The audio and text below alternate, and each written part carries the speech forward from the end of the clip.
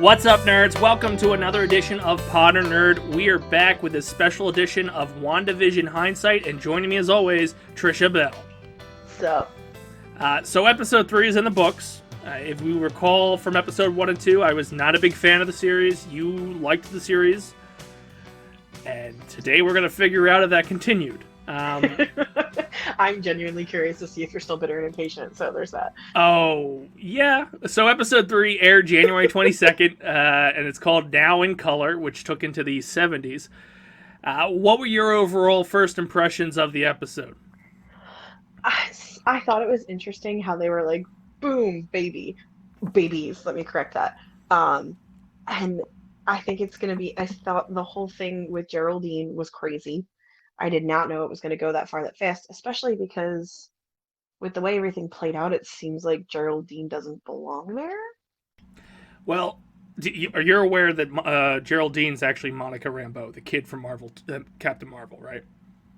Is it the girl or is it the mom? It's the mom, or it's the little girl? Yeah, it's the daughter, because at this point she would be about that age, because Miss Marvel was in the 90s, and unfortunately for most people, including you, that's almost 30 years ago. So shut up. I still have one more year to go as of tomorrow. Just saying, it's out there. And just saying, you're already 30, so yeah, I'm an 80s baby, so looking forward to episode 4 when it's in the 80s. No, but they I think it was a little crazy because like with the way with the with what's her face Agnes and the neighbor, how they were kind of like acting like they need to be worried about her. Yeah, so that's the one played by Catherine Hahn, right? The one who was in Parks and Rec? Yeah. So that whatever the heck was going on out there with them and Vision was weird to me. Super weird. Well, yeah, because you can pull a lot of parallels like in episode 2 when you heard the quote-unquote tree branch and finding the helicopter. It could have been Geraldine entering into Wanda's reality. I can't fathom what the hell this guy was doing cutting through a wall. I think some of these people aren't real. So maybe it was just like a glitch. Like it's just because Wanda's magic was going haywire because she was having babies. Maybe that was making the reality go haywire too. Okay. Well, I get a sense that these two are real. At least from trailers and stuff like that. We know that the Agnes character is going to have a weird moment with Vision where she's in that car crying. Yeah, but it could also be that Wanda can control them to a certain extent. So maybe he really couldn't help how he was acting. Good point. I mean, well, so the big reveal happens in the last friggin' minute of this episode. Where it's clearly a reality created by Wanda. It's still kind of out there if this is her just doing it on her own free will or if she's being influenced to create it. But Geraldine definitely crossed the line that got her ass booted from the reality. How'd you feel about that? Well, here's my thing, and here's why I think she was in there, but she wasn't supposed to be. When she got booted, she got surrounded by agents of something. Yeah, so there's clearly like some kind of agency set up outside of, was it Westville? What is it? I don't remember this place called. Something. I don't know. Well, yeah, there's clearly an agency set up shop outside of this weird bubble, because we're going to assume it's a bubble considering when she popped out, it looked like a bubble. It was like a force. There was like a force field that she like popped out of, and you could see the fence and everything. Yeah, where I imagine the agent from Ant-Man and Wasp is working there. Darcy's going to eventually come into play at some point in this series. I cannot. Oh God, I love her. I love Kat Dennings with every fiber of my being, and I'm so excited to see her back. When they made the announcement that she was part of the series, I got a CIA agent. I got that the daughter of the Rambeau woman could have possibly followed the path of going into some kind of government agency. Darcy didn't make sense to me. So I'm very interested to see how they bring her into the picture. But that could be Darcy. But see that yes and no, because Darcy was always with it, like assisting. What's her face? Jane. Sorry, I try to block. Jane I try Foster. to block her out because I hate her character so much. You're gonna hate Thor 4. Yeah, I know. Remember we argued about this before because I'm pissed that they're giving her the mantle. Unless she has cancer. No, we're not going to get me into that rant because then this episode will go very bad very But fast. they dealt more with the hell was her major? It's like It was a science thing, yes, but my thing is you never know after because what Darcy disappeared after Thor 2. Nobody knows where she was, what happened to her, what she did. Who knows what level of science she dove into? Who knows what level of the government she dove into? Like she's a complete and total wild card. yeah, and that's why I think it'll be interesting to how she gets brought into it. I don't know how her dealings will just to say based on the assumption she's only dealt with Thor and Asgardians and shit like that. That I don't know how on Earth her expertise would be needed unless somehow. No, it's got. I don't know. Like Wanda has never had interaction with her, so it's it'll be interesting to see how they bring her in. So the sitcom inspirations for this episode, the most powerful one is the Brady Bunch. Yeah. They also played a little bit with Mork and Mindy, which was kind of the whole alien biology and all that stuff. Like it did a lot of the pregnancy probably leaned more towards Mork and Mindy. So I have a question for you about that, and I want to see how you feel about this. Go Do ahead. you think Wanda was pregnant before she went into this reality? No, I think it was a defense mechanism that to keep Vision from straying away from the reality. That's why she created the pregnancy, to take his mind off of potentially this isn't real. Because that's go ahead. Here's my thing, and here's what I think might be. I think that the reason that it went from 0 to 100 was because that was when she might have actually been giving birth in real life. Well, the interesting thing about Wanda is I think in every incarnation where she has kids, she wills them into reality. She actually doesn't get pregnant the traditional way. The twin boys are pretty accurate, and I think I have the note here about the babies. So the rapid progression is kind of a nod to Avengers 200, which is noted on this website that I've been using. It's the most hated issue of Marvel Comics. Okay. It's where Carol Danvers, Captain Marvel, she's discovered to be suddenly pregnant and then goes through the entire process over a day or two. And nobody really bats an eyelash in the issue at all that like this creepy, questionable stuff has been happening. So the pregnancy that Wanda has ultimately starts chaos in the Vision and Scarlet Witch #1, which will bring in Billy and Tommy. So those twins, they're willed into existence, but they're later reincarnated as Billy Kaplan and Tommy Shepard, who are known commonly to Wiccan, the First Gentleman of the Kree Skrull Alliance, and Speed, like his sidekick. But they're pretty much they're born to Wanda and Vision in 1985's run of Vision and Scarlet Witch, and then they were unmade when it's revealed that they were figments of Wanda's powers and imagination, which were like imbued with shards of Mephisto's soul and reabsorbed into the Master Pandemonium's arm in West Coast Avengers. Like really obscure comic book stuff, and then they just brought them back randomly. I could see, but I think I don't know. My thing is cinematically, I have a feeling, I don't know, I could be wrong. And maybe I'm just, oh my God, now I'm just having a Doctor Who flashback. All right, I'm going to stop talking. Well, they did do a little hat tip to the comics that when she was pregnant or willed herself into pregnancy with the reality bending, none of them knew that there was twins. It was always an assumption that it was just one. So even the show did that where they're like, oh, whoa, there's another one. So. Yeah, I think maybe possibly, I don't know, I could be wrong because we don't know how far after Endgame or Infinity War, whatever one this is. I feel like if this is just a reality, if it's an alternate reality, no, it wouldn't make sense. But if this is just like something in her head and she's like being kept in a lab somewhere, which it seems like it could be, maybe then it's her actually having the twins in real life. Mm-hmm. I could be wrong. It's so just a theory. Yeah, and I don't feel like they're like it's a little based in comics, but I think we're gonna find out by the end of this. It's really going the opposite way of what the comic book fans are probably used to. I mean, we'll know soon enough. Yeah, I mean, at this point, a lot of people walked into this assuming it's very House of M-ish. I'm not getting that vibe, as of right now, at least. No. It just really feels like someone's coping with PTSD, realistically. And this is the world she's created. But again, the outlier on this entire series is that there's an agency involved.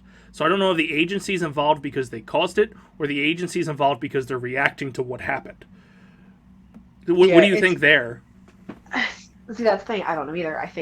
I personally think that they caused it and they're trying to keep her contained. I still level on that. I still think that she created this to keep people from using her powers. It makes sense. It's just, it's tough because at least from looking at her from a hero perspective, you don't want to be her doing this on her own. And like, she's actually causing pain to people. She's kind of a villain in a selfish way if this is all of her own doing. So you kind of hope that an agency's doing this to her. And it's just... Yeah. But again, we've been through, 90 minutes of this friggin' show, and the last minute, the 90th minute, they give you actually a peek into the real world, which is my beef. Okay, but you have to... Look, there's, you said 90 minutes, right? Give or take. I just assumed they were all 30, but I know. And there's 9 episodes total? Mm-hmm. So think about it this way, right? That's a total of 12 hours? No? Yes? Math? No, not 12. What am I doing? That's bad math. That would be 270 minutes, which would then be about 8 hours? Okay, so a little we're over thinking, 8, 9. We've got about anywhere between 7 and 9 hours of what will be this show, right? Mm-hmm. Compare that to a movie. You can't really get mad at the pace that they're moving at because they're kind of moving at the same pace as you probably would have in a movie. Yeah, but to that point, I think I probably would have preferred this as a movie. See, I can disagree with you on that one because then it would have just gone too fast because then you would just be blowing through the decades and things like that. Or just pick one decade instead of doing 3. It's neat that they're clearly artistic. Yeah, but like I said, I think the reason they're moving through the decades is it's because every time she starts to break from reality, she has to switch it up and has to take a step back. But in reality, Elizabeth Olsen's what, our age, give or take, somewhere in the middle between you and I. Probably. Why the hell would she be thinking of the 50s or the 60s or the 70s for that matter? The only thing I complained about on the Dace Man show is that they missed a perfect opportunity to do the opening of that 70s show in a station wagon. And they didn't do it. I get that it was made in the 90s, but still. My guess could be the fact that it would be Wanda's vision. Everyone, it's the American dream. Like all of the shows that she's envisioning and she's coming after, they were always supposed to be the typical American family, typical American couple. So she's picking all of the shows that showed you the family that everybody wanted to be. I guess so. Part of that bygone era, or the golden era of television, and maybe that's where she found comfort. Like Dick Van Dyke, kind of like a Ricky, like a I Love Lucy feel, kind of like all those others. Then you've also got, the Brady Bunch. They were the family. You make a valid point. She's calling on sitcoms there was never anything wrong. Yes. They didn't really tackle very tough issues in those sitcoms. Per se. She just wanted to have a life with Vision. That's all she wanted. She never really wanted to be an Avenger. Yeah. She got roped into it. So she just wanted her life with Vision, and this is her way of having a life with Vision because that's all these shows were, that's all these universes were, is they were a typical American life.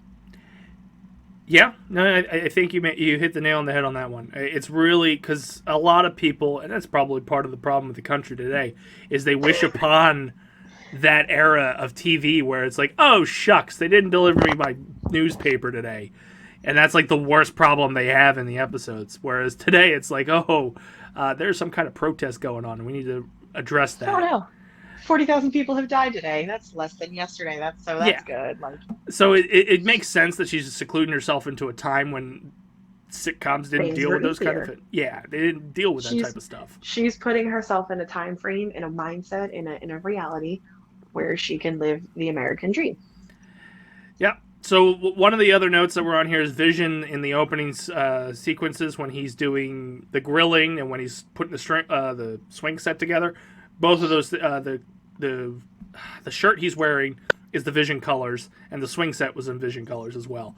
So there's a couple notes here also about Agnes, which are very, very far-fetched. But Agnes's brooch, whatever the hell the brooch is. I didn't catch this. But it looks like it has 3 witches, one holding a scythe, and there are a few options apparently for that this might be referencing. The obvious one is the 3 witches from Macbeth, who used the prophecy to steer the main character to its doom. The less obvious and more unlikely is the Weird Sisters, the Quasar villains, working for Maelstrom in Human Deviant Hybrid, who has had several run-ins with the Avengers.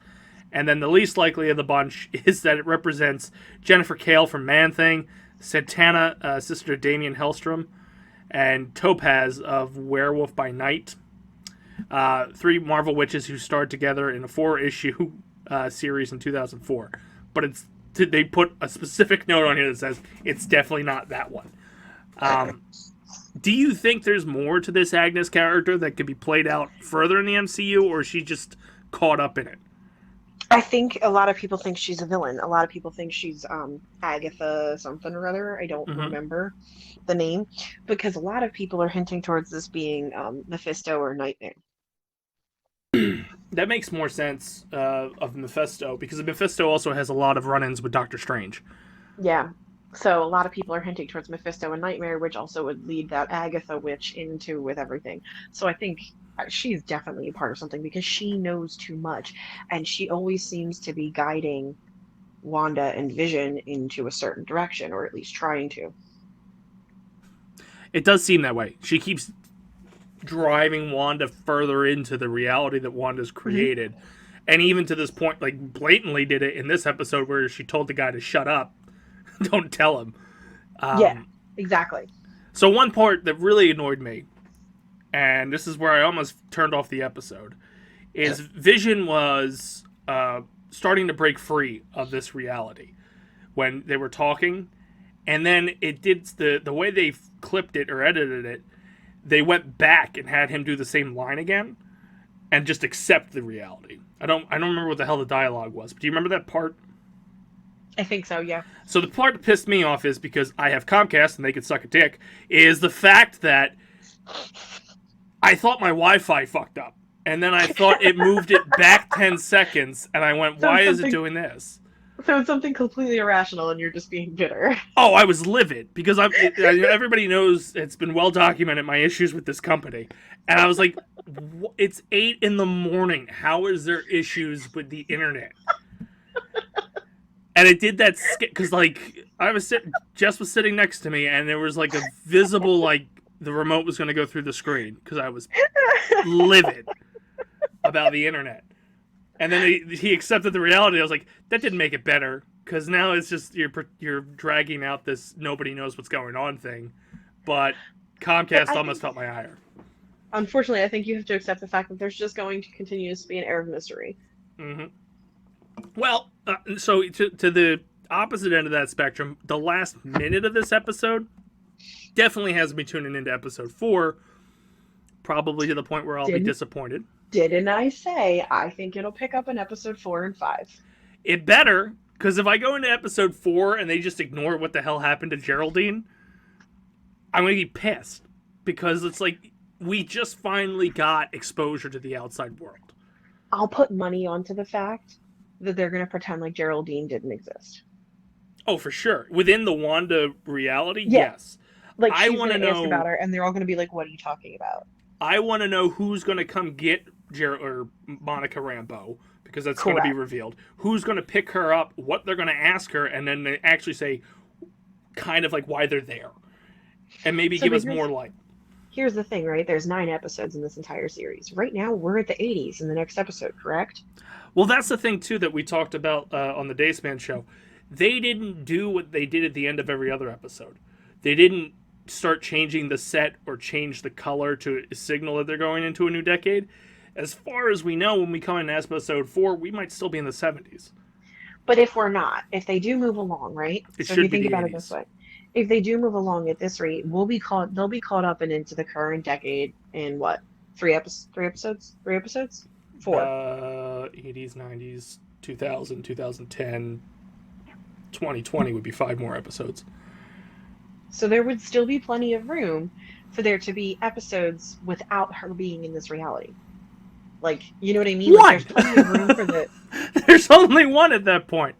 No, no, no, because if you think about it, 80s would be episode 4 or Yeah. 5, right? 80s would be episode 90s. 4, 90s would be episode 5, 2000s would be episode 6, episode 7 would be 2010s, and then, okay, so you'd have 2 episodes. You'd have two to three In the because you don't know 20s. how. Well, here's the thing: you have 2 to 3 because you don't know how far they're really going to go into the TV aspect. Because in 2010, there was no perfect show, there was no perfect families on TV. Let me Oh, tell you. that is bullshit. They should just do Scrubs.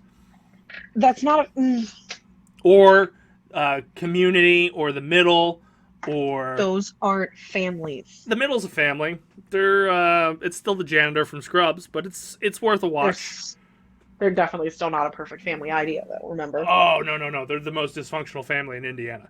Correct. So, but that's my point is you've got at least 2, maybe 3 wiggle room for there to be episodes not within this reality, where it is clearing everything up, putting it all together, and setting us up for Doctor Strange. Yes. So I feel like... Do you think he's going to be in this? I think, if anything, he will be a post-credit cameo. Do you think they do a post-credit? Because it's a show. Like, I don't... Yes, but I think it's Marvel, right? So you have to think about it. I think everything that they're doing at the end, all those little clips of Sword or whatever this is going to be, I think those are their nods towards like a post-credit. Okay, it makes sense. And then Mandalorian did do the Book of Boba after the season ended, so there's a good chance. I think there's that little nod towards a post-credit with the little clips at the end. And I think if they're gonna have a cameo, if they're gonna lead up into anything, especially because we're not gonna get a Stan Lee cameo, unfortunately, sadly, which breaks my heart. Better get a Deadpool cameo. He's not busy. Oh, God, I would pay so much money to have Ryan Reynolds take over these cameos. So much money. But I think, at least at the end of it, at the very, very end, like the last episode, I think if they're gonna do what they've always done, which is tell you what's next, I think that we'll at least, even if we don't get Doctor Strange himself, even if it's just a circle starting to form or something like that, you know what I mean? Yeah.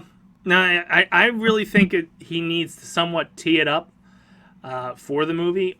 Again, I don't know what they're going to do in an instance where this pandemic keeps running on, and then they don't debut Black Widow in May. Because that'll, again, push everything back. Yeah, I don't know.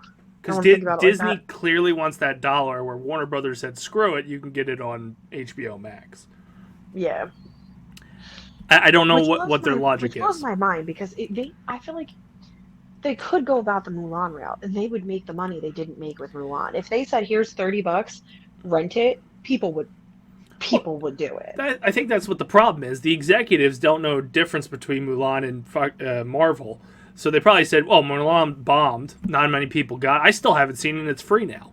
Yeah, I haven't either. Yeah, so like that's a bad test subject. But I get not wanting to test with Black Widow, because if it does bomb, you just lost a potential billion.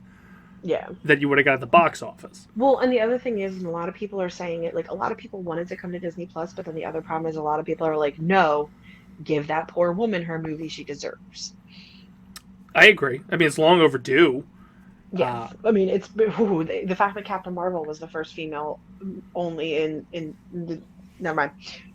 It baffles me. I think Captain Marvel would have had a better debut in Endgame as Captain Marvel instead of her own feature film, because that movie was all Nick Fury. Her feature film would have made more sense after the fact. Yeah. So, I don't know. This show is definitely it. I think it's doing exactly what they want it to do. It is sending us into a tailspin, and we have no idea what's coming, no idea what's happening, and we're just tuning in to figure it out. So the other thing I want to talk to you about, and we've talked about it on several different, the last podcast, is the commercials. So this time went the Hydra soak. Yeah, so it went Hydra again, because they did the Strucker reference in episode 2. They did a Stark reference in episode 1. And it said, find the goddess within. Yeah, I thought that was interesting. Do you think that has anything to do with Thor, Love and Thunder? No, I didn't even make that connection, but it could. Because in theory, she's going to become the new goddess of thunder. Who, Jean? Yeah. Which makes sense because then that would make sense where Darcy's coming from. Yeah, it could make sense that maybe like Darcy's there as a representative of Jane. I still hate Natalie Portman. That's fair, because the only reason she came back is because she's going to get to play the Goddess of Thunder. Don't get me. You don't want that rant right now. When we do a Thor and Love and Thunder podcast, we'll have that rant. Oh please, boy, oh boy, let me be involved in that because I'll fill up the whole podcast. There's a couple other Marvel notes here that they have. One is it's not really a Marvel thing, but the opening credit featured a lot of hexagons, the same kinds of shapes you see in beehives, which also brings back the reference to the creepy beekeeper. Also has AIM kind of stems off of that. 6 is also the Infinity Stones, so maybe that's why the hexagons got like a prominent feature. The paint cans in the nursery are from a frictional brand called Simser, which promises a universe of color. Jeremy Simser is actually the storyboard artist for WandaVision and is also doing work on Doctor Strange and the Multiverse of Madness, so perhaps a multiverse of color might have just been more appropriate from what they're saying. But it's just kind of pointing out, like, I guess there may be a hat tip to the storyboarder. Yeah. Dottie's husband, who's reading the newspaper, it's very quick, that scene. Apparently the headline said 2 fire hydrants added on Main Street, but the paper is folded in a way that it says 2 fire hydra at one point. Wanda is singing a Sokovian lullaby to the twins at one point. And goes into like a weird ass trance. Yeah. The episode goes from full screen to a more MCU appropriate and cinematic widescreen when it cuts to... See, that's where I think that it changes for the next. That's the change. That's one of the changes that got made. Which I'm hoping, and I would be totally cool if Episode 4 doesn't actually do anything with Wanda and Vision, and they focus on the people that are outside the bubble, trying to either get in or get her out, whatever the case may be. I don't know. And then obviously the final song is the Monkees' Daydream Believer, which was used in the trailers. The title is pretty on the nose if you consider the dominant House of M-esque theory that's been going on with the show. So Wanda's using her powers to manipulate reality. Mm-hmm. Which, that's, again, it's really on the nose. It's explaining exactly what's happening with her altering reality. Like I said, as much as it makes you mad, they know there's something. They know what they're doing. They're doing it right. I would have praised this show in the middle of all the other MCU stuff I was getting, not as the first thing back from a pandemic. Like you said, you can't hold that. Yes, I can. Bring your A game. Bring your A game. No, but don't hold it against Wanda and Vision. They're doing it. It's just blame Feige or somebody. Don't let DC drag you down to their level. You hit hard every time. Don't experiment on your own time, not during the pandemic when there's nothing else to do. So there's a couple more notes about Sword, where Geraldine is wearing a sword pennant. So which is what sends Wanda over the edge. Well, the thing that ultimately sends her off over the edge is her bringing up Ultron and Pietro. Yeah. And then the other thing is that they're talking about Mr. Haddock and Geraldine's job. The serial is Geraldine's work. Storio is Gravitios, with the Marshmallow Moon Men, which is kind of a nod to Sword's missions in the comics, where they do everything in space rather than on the planet Earth. Yeah. So we're pretty much wrapping up here because, again, these are 37-minute episodes, so it's kind of hard to talk for 37 minutes about the episode. What are your final thoughts on WandaVision Episode 3, now in color? Like I said, I think, as much as you might disagree with me, I think they're doing exactly what they wanted to do. They are keeping you intrigued. They might be keeping you pissed off, but you're still intrigued. You're still watching. You still want to know what's going on. So as much as it's frustrating to the point where you keep going, and that's exactly what they're doing. What I want to do. I think it's awesome. I've loved it. It's kept me hooked from the minute I started watching. And like I said, I agree with you where it probably should not have been first. But I'm glad that Elizabeth Olsen is getting the credit and the time that she deserves, because she deserves it. Well, to your point, I'm still aggravated with the series, personally. We talked about how this would not keep people like Gibby intrigued. He admittedly stopped watching. and does not I'm plan on surprised tuning he in Friday. started. He said Ashley made him do it. So That he makes said sense. he said it might be the reason he comes back to episode 4, but if it was his choice, he wouldn't go back to it until March. But up until, like, again, the last minute, I was aggravated, and now I'm hooked for episode 4. Episode 4 will definitely make me or break me, because if they tease me like they did in episode 3 and then don't deliver, it's going to be a slaughter on the next podcast we do. So, let's go around. What do you got going on? What do you want to plug? And let's wrap up this podcast. I mean, I'm going to stick with my old go-to of I don't really have anything going on. Good point. Well, I mean, hey, you're hosting this with me, so that's a thing. So maybe tune in next week. Yeah. And also, they can go back and listen to Harry Potter Year 1. That dropped before this came out. Yes, and I'm sure we will be doing 2 soon. Just let me know when I need to reread the book. Absolutely. Follow us on Twitter at the BPP Official, Facebook.com/Basement Protocol Productions, Twitch.tv/Basement Protocol for all our live streams. And then you can get this podcast falls under the Podern Nerd banner, which you can get on anywhere you listen to podcasts. We have other great podcasts too. Go check them out. Everything should now have the title of Basement Protocol Productions, so if you search in Spotify or whatever you listen to, it'll show you all our shows. And we'll be back next Monday to talk more about this, and hopefully I'll not be as angry about the episode. You're still going to be as angry. Probably. Listen, years and years of knowing you, I'm sure you'll still be just as angry. Well, I think it's fun. I got a lot of messages after this episode because people listened to our last podcast or saw my rant on Facebook about it, going, what did you think? And it's like, you're just going to not be friends with me anymore if I tell you. Because these people are like, really love the show. And it's like, I am not in love with it like I was other things. Yeah. But I'm hoping episode 4 changes that. So we'll be back next week with episode 4. There's no title for it yet, so I can't even give you like a little preview. But I've been Chris Dace. You've been Tricia Bell. I don't know if you want to say anything. That was weird hearing my full name like that. I didn't say Patricia. Oh, that's even worse. Just end the show. That's fair. Thank you for tuning in to Wandavision Hindsight, a special of Podern Nerd, and we will see you next time, nerds.